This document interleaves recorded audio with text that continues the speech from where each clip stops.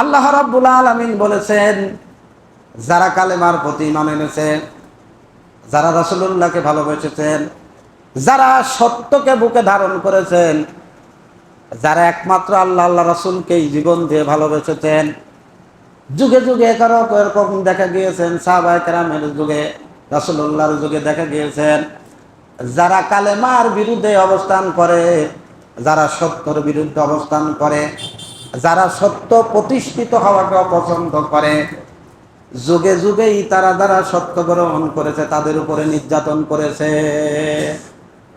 বলে নির্যাতন করার কারণ কি? বলছো মা নাকামু মিনহুম ইল্লা আই ইউমিনু বিল্লাহিল আজিজিল হামিদ।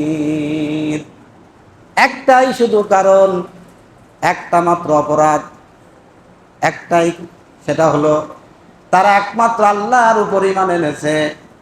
এই ঈমান আনার কারণেই যুগে যুগে দেখা গিয়েছে, যারাই আল্লাহর প্রতি ঈমান এনেছে আর যারা ঈমানের বিরোধিতা করেছেন, তারাই যে ঈমানদারদেরকে যুগে যুগে নির্যাতন করেছে, নিপীড়ন করেছে। আমার ভাইরা, সাহাবায়ে কেরাম থেকে শুরু করে রাসূলের সাহাবী ছিলেন হযরত বেলাল রাদিয়াল্লাহু তাআলা। তিনি কোনো নেতা ছিলেন না, তিনি বড় কোনো সংগঠনের বড় দায়িত্বশীল ছিলেন না। বেলালের দায়িত্ব ছিল বকরির রাখাল। সেই বেলাল উমাইয়া ইবনে খলফের বাড়ির গোলাম ছিল। শুধু একমাত্র রাসূলুল্লাহর কালেমা গ্রহণ করার কারণে ইহুদি মুশরিকরা, মক্কার জুলুমবাজরা এই বকরির রাখালকেও নির্যাতন করতে তারা ভুলে যায় না। গেছে তারই ধারাবাহিকতায় আমাদের এই বাংলাদেশের শহীদ মাওলানা মতিউর রহমান নিজামীকে কোন অপরাধে ফাঁসি দেওয়া হয়েছে জাতি আজকে জানতে পেরেছে। মাওলানা শহীদ মাওলানা মতিউর রহমান নিজামীকে কি কারণে ফাঁসি দেওয়া হয়েছে সেটার চিত্র আজকে আমাদের কাছে ফুটে উঠেছে।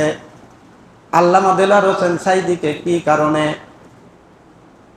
আমৃত্যু কারাবরণ দিয়ে তাকে জেলখানায় রাখা হয়েছিল সেটার ফুটেজ আমাদের কাছে এসে গেছে। শহীদ আব্দুল কাদের মোল্লা ভাইকে কি কারণে ফাঁসি দেওয়া হয়েছিল সেটার দলিল আমাদের কাছে এসে গেছে। শহীদ কামরুজ্জামান ভাইকে কি কারণে ফাঁসি দেওয়া হয়েছিল সেটার তথ্য আমরা জানতে পেরেছি। এবং 4ই সেপ্টেম্বর মীর কাসেম আলী ভাইকে কি কারণে শহীদ করা হয়েছিল এ তথ্যগুলি আমাদের কাছে এসে গেছে। বিএনপির সালাউদ্দিন কাদের চৌধুরীকে কিভাবে ফাঁসি দেওয়া হয়েছে, শহীদ আলী হাসান মুজাহিদ ভাইকে কিভাবে ফাঁসি দেওয়া হয়েছে, এই সকল তথ্যই আজকে আমাদের কাছে এসে গেছে। জাতি এর সুষ্ঠুভাবে এই ট্রাইব্যুনালের বিচার মতন করে দেখবে। যে ট্রাইব্যুনালে শহীদ মাওলানা মতিউর রহমান নিজামীর ফাঁসি হয়েছে, যেই ট্রাইব্যুনালে আল্লামা দেলোয়ার হোসেন সাঈদীকে মৃত্যুবরণ করতে হয়েছে, আজকে আর কোনো পথ নাই। জাতি আর নতুন করে জুলুম বা সরকারকে আর দেখতে চায় না, চায় আর কোন স্বৈরাচারকে দেশের মানুষ আর দেখতে চায় না। হাজার হাজার লক্ষ লক্ষ মানুষেরা চায় বাংলাদেশের মানুষ শান্তিতে বসবাস করবে। কিসে? আপনার পুলিশের সাবেক ডিআইজি, কয়েকজন ডিআইজি শেখ হাসিনাকে বলল যে এই মুহূর্তে বাংলাদেশের যে পরিস্থিতি, বৈষম্য ছাত্র আন্দোলন